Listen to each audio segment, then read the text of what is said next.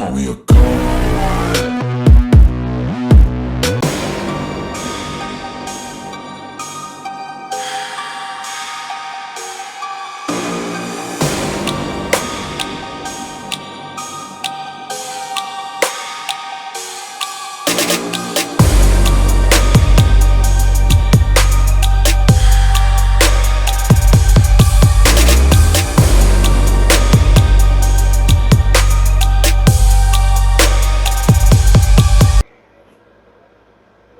What up, my Patriots? This is your boy Patriot Prepper here.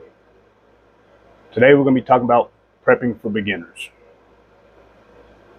Like I said, welcome to the Patriot Prepper channel.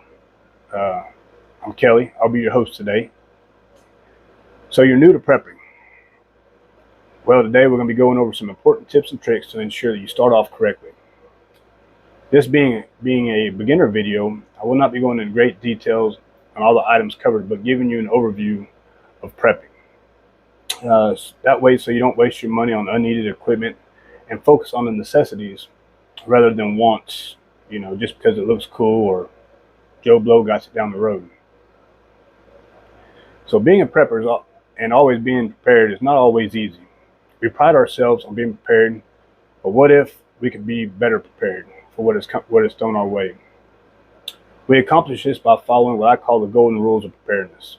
I follow these golden rules daily to ensure that I'm always in the most prepared state, physically and mentally.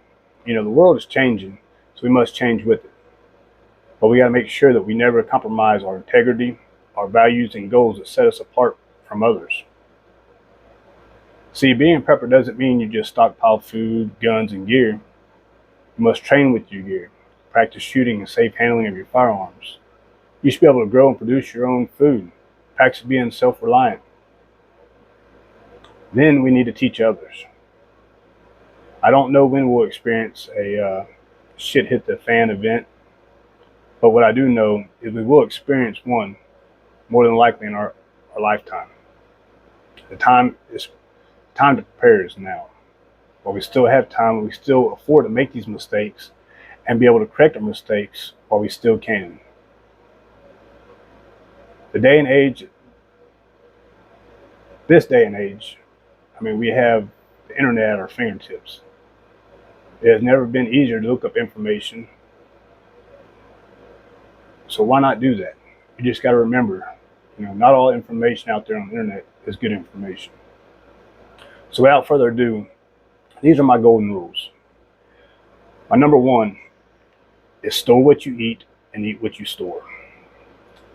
This means we need to store food, non-perishable foods, frozen foods, dehydrated foods, freeze-dried foods, and any other types of foods that you might have. So FEMA recommends that each family store at least 3 days of non-perishable foods. Well, I say that's not good enough. I say we should at least have 3 months worth of food stocked up. And then once you get to 3 months, continue on to 6 months, and then so on. This is not something that most people can do overnight, and it doesn't have to be. But you will want to have it stored up before you need it. This can be accomplished several ways, but the easiest I find is just buy a few extra cans or jars of the type of food that you eat each time you go grocery shopping, and put this in your prepper pantry. Check out your local grocery store for weekly deals and coupons and ads. This will ease the strain on your bank account. So we work off what I call a working pantry, which means this pantry is what we'll be cooking and eating within the next 2 weeks. And then what I have is a prepper pantry. This is what is stored in long term in case of a shit hit the fan event or a natural disaster, job loss, everything like that. Every 2 weeks we'll go through this pantry and we'll pull out what we need for the next week, and it'll be replaced with newer food after we go grocery shopping. The reason behind this is the food is always being rotated. So the food that you store does not go bad before you eat it. First in, first out method. Newer food goes in the back and we take from the front. My second golden rule is security. So preppers are known for stocking up on food, supplies, gear, and so on. But if you have all this, you'll need a way to protect what you have. This is where the security comes in. Now, most preppers tend to have several to a lot of firearms, which is important to have.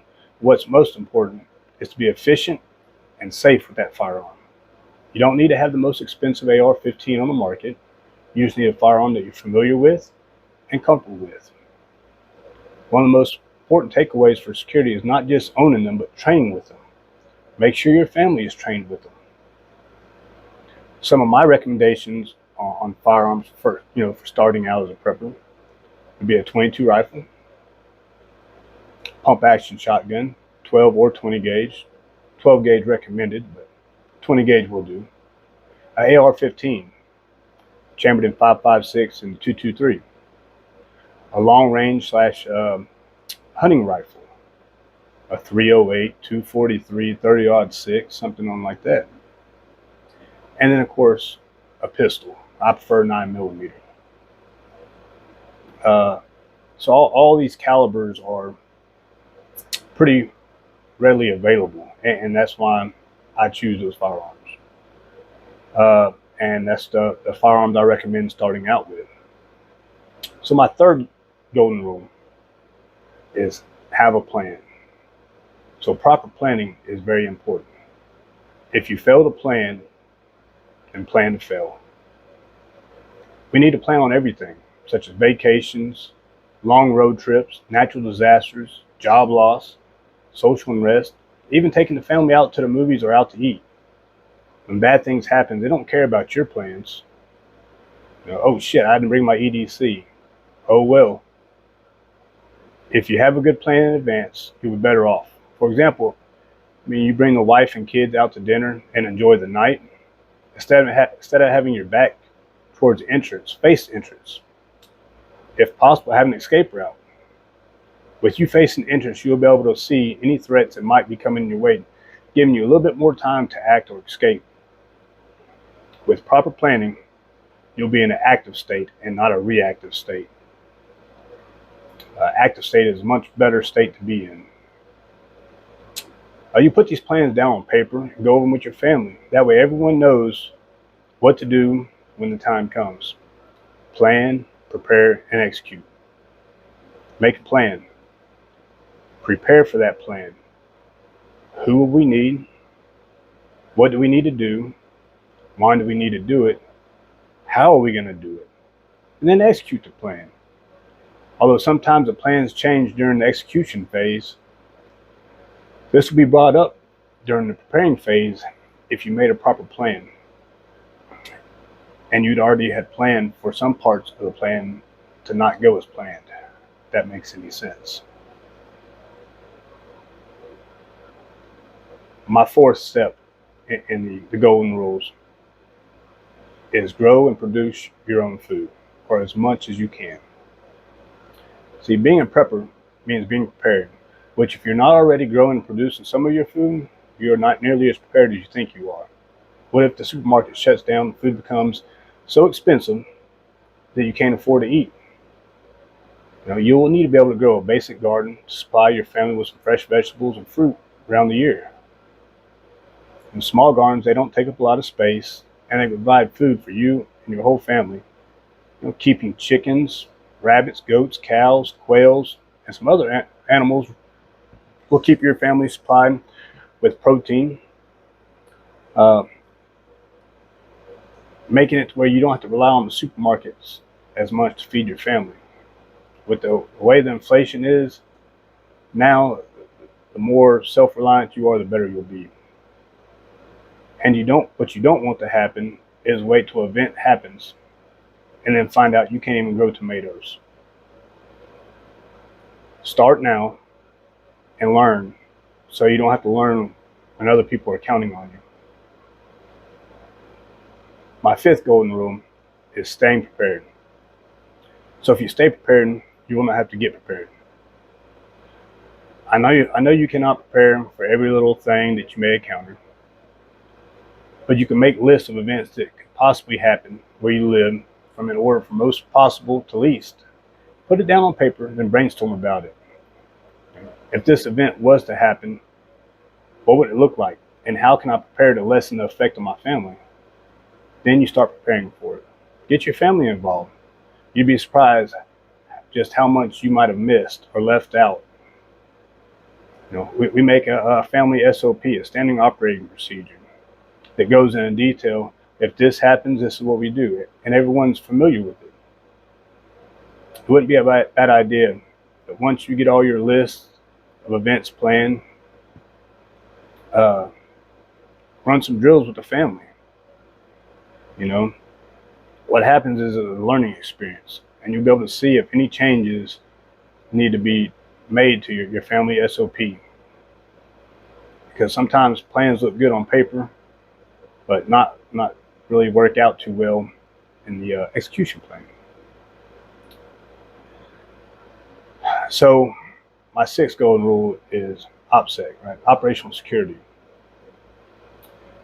So in good times, preppers are often looked at as crazy survivalist type that stock up on everything in which something bad would happen so they could use their preps or skills. When actually this couldn't be further from the truth. See, for most of us, prepping is a lifestyle. We do it without thinking about it and hope we never have to use it. We want to see our children grow up and be happy.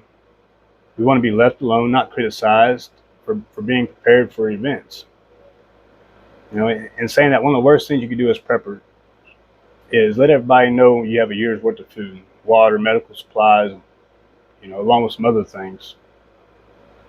See, when this happens, excuse me,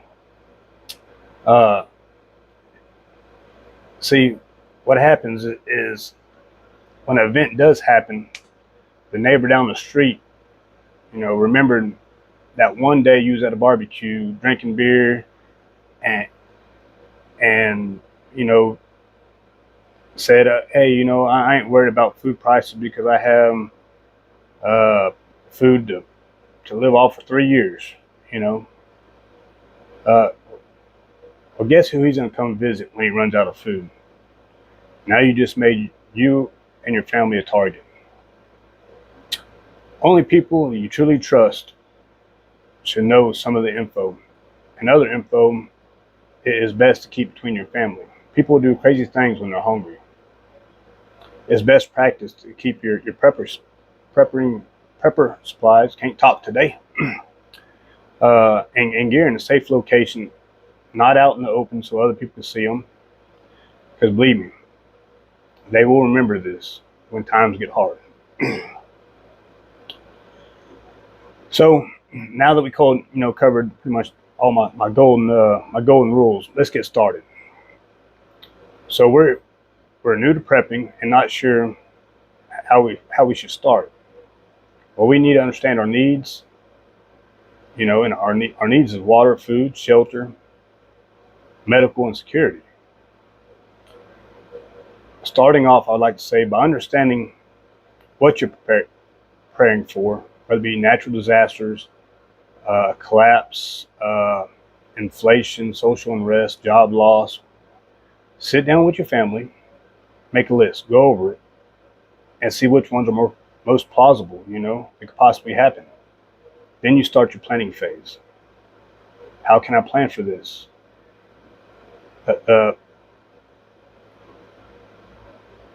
All the events you will require, most time it is going to be stocking up on food and water.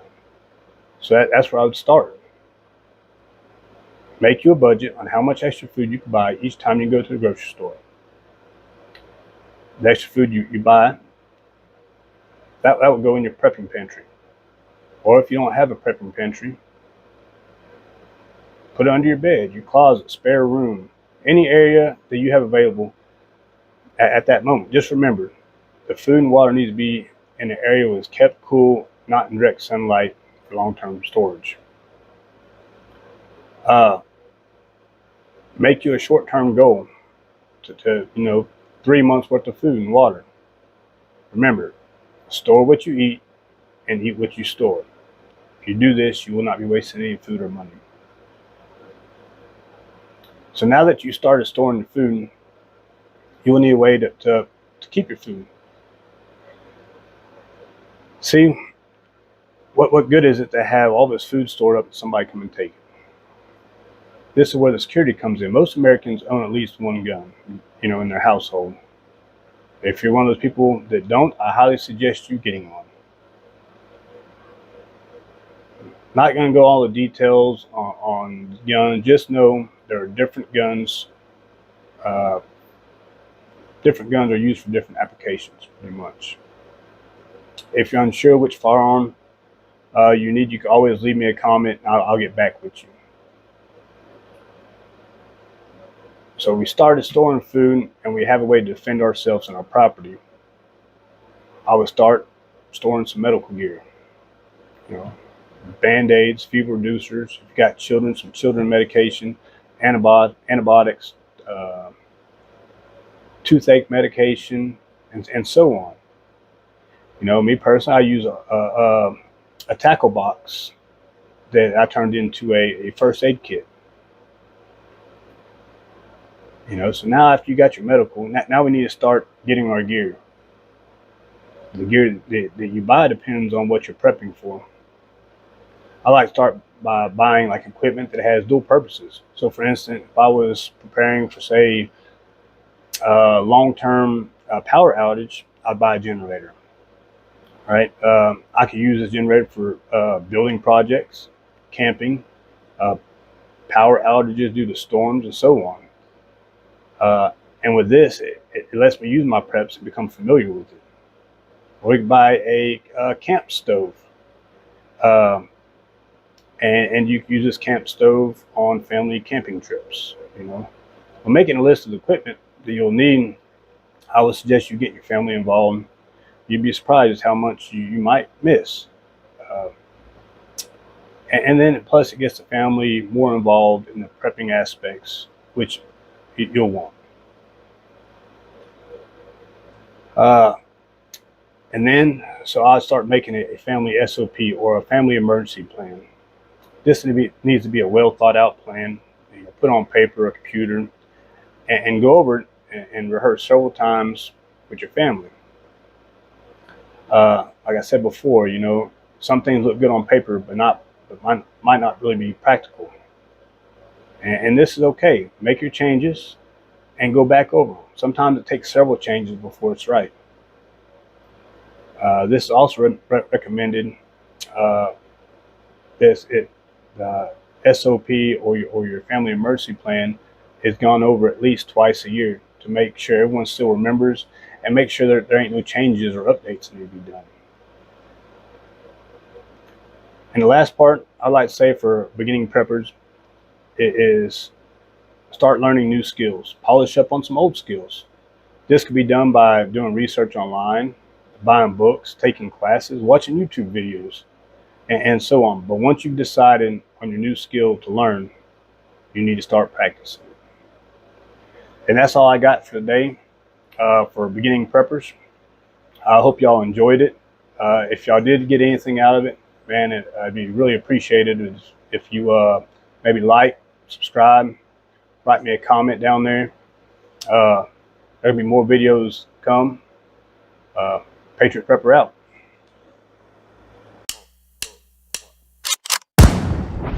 They call me a